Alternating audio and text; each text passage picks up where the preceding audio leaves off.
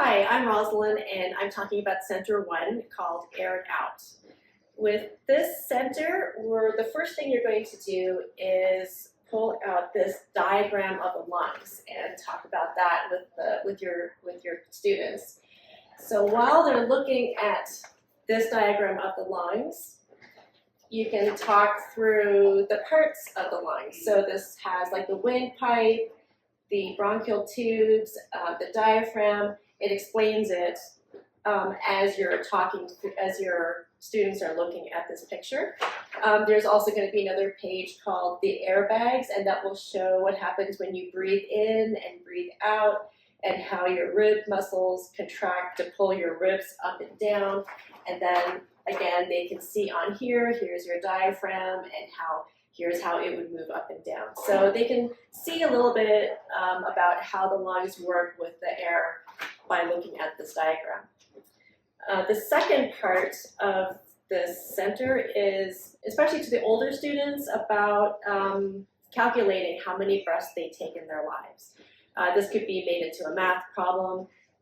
So this explains how you can count, the students can count the number of breaths they take in a minute themselves, and then record it, write it down on a piece of paper, or just think about it, and then multiply that by 60 minutes, 24 hours, 365 days, and 80 years. And then you can tell them that adults breathe 35 pounds of air each day.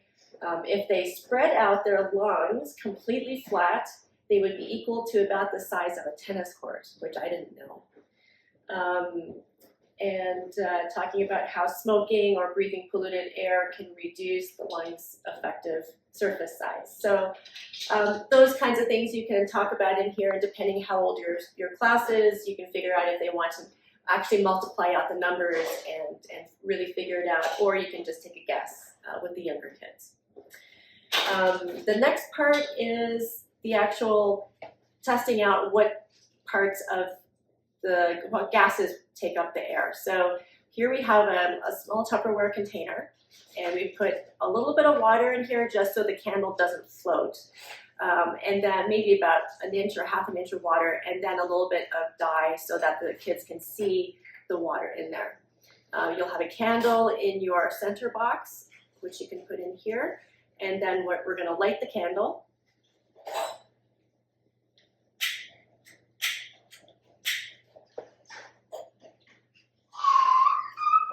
And after this lights, then we're going to take an empty jar, turn it upside down, and as you're holding it over, you can ask the kids, what do you think is going to happen after you put this over? And then after they talk about it for a couple of minutes, then you can actually put it over here, place it completely over, and watch what happens to the candle.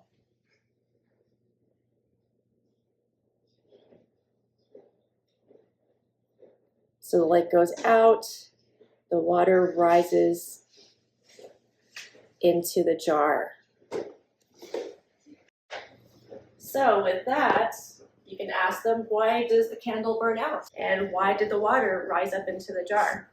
So you can talk about how oxygen is necessary for the candle to burn. When the oxygen in the air inside the jar is used up, then the candle cannot burn and the flame goes out. Also, the air that's inside the jar now is called nitrogen, and we've converted the oxygen into light energy by burning the candle, so the water rises into the space that's left up, that's used up by the oxygen. So that's all explained here in your paperwork. So you can, if you just want to read this small paragraph here to the kids, then it'll explain what's happening with the water and the candle. With your center, there's also going to be a book called Our Endangered Planet Atmosphere, and you can take a look through this if they want to look at it. One thing we'll note on page 8 here, there's a picture of a cup supposed to represent a cup full of air. Talking about nitrogen and oxygen. It might also explain a little bit more of what you've done in your experiment here.